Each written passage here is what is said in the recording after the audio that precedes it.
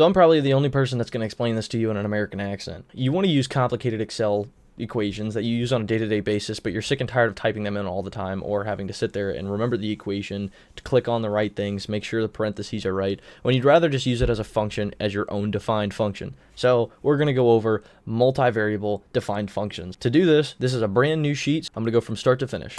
Say you have 3 measurements. I'm going to do this with 3. You can do it with 2. You can do it with 4. It doesn't matter. You can always continuously add on, and you'll see what I mean by that here in a minute. We'll say 3, 5, and 6. My equation here is I'm going to do equals 3, let's see, divided by 5 and divided by 6. Should be 0.1. Actually, I'd like to do a couple more decimals in that. This is going to work really well.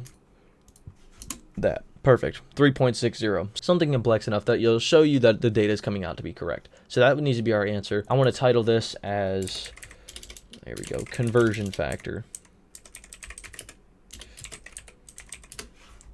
So looking up, we type in equals, convert, there's a conversion factor. That's something already made by Excel.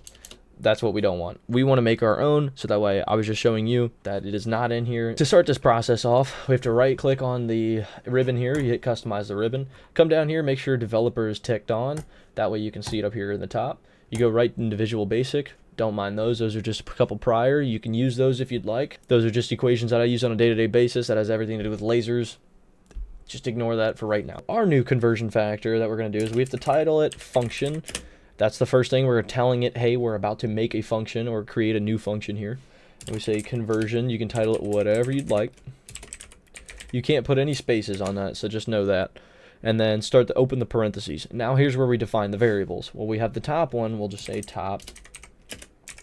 And then a lot of people you'll see as integer. Integers are only whole numbers. That is a big no-no in my line of work and what I'm doing. We don't always round up to everything or round down. We do as single. That defines to Excel that it is going to be a decimal and not a whole number.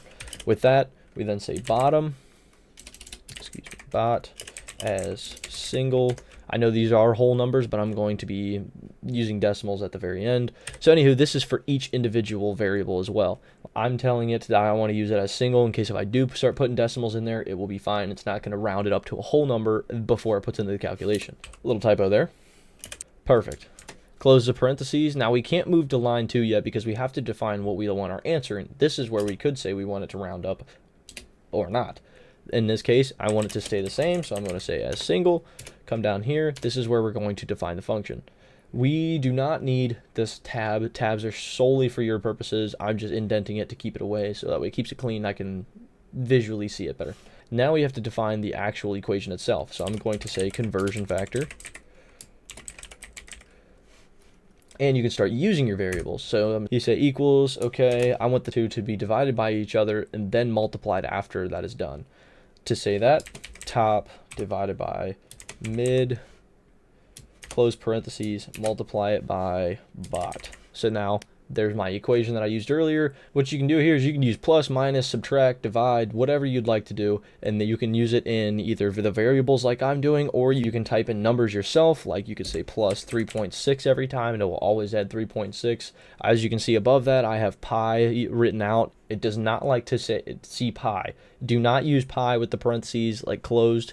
It does not read it the same way that Excel does. This is a Visual Basic script. There's my equation. That's all I have to do. The perfect way that you can check it. So you hit equals, conversion, boom. There's the title that I want to use. Hit tab, and then we'll say there's our top, our middle, and then our bottom. Answer should be 3.6. You don't even have to close the parentheses. 3.6, and it should be spot on every time. What I will say is if you forget this and later on down the road, say you say conversion factor, and you don't remember which variable is which, you could have remembered middle, top, bottom, bottom, middle, top, but it's actually top, middle, bottom.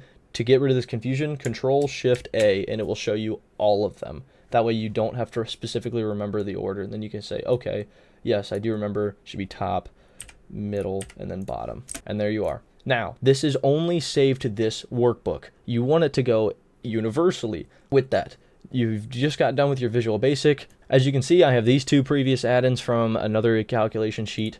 So when you want to use universal equations, keep a workbook empty that is strictly only for your calculations, and title it My Calculations. So that's what we're going to go ahead and do. You hit File, you hit Save As. As soon as you have the place that you want to save, you don't even have to say exactly where you want this to go. It will do that for you. Type in the name that you want, come all the way down to XLAM, Excel add-in. It will take you exactly to where you need to be. As you can see, that My Laser Calculations thing here prior, that's my Excel calculations here. I would just title this My Calculations. You hit save, and then from there on, yes, that's saved to Excel inside of its program files, but you want to be able to use it. Now, once it's there, you come down here to click on add-ins. You will see that there's other add-ins packs. These are your DLCs, if you will. Like, okay, you made your DLC. Now you have to tell it that you want to use it all the time. You only have to do this once. You click on it, and as soon as you click go, it will then turn it to an active application add-in, and it will always be on the computer that you're using. I really hope this helped. For my in-depth folk that know more into Visual Basic, what I really want to do, if you can help me out here, is have my answer pop out, but an insert text box to the right of it that would display my units. Now, naturally, all I needed to say is insert text, and I don't know how to say over one cell, and then just simply insert two quotes, and inside of that put my units. If you know how to do that, please feel free to leave it in the comments. Other than that, I hope this video really helped. Thank you so much, and have a great day.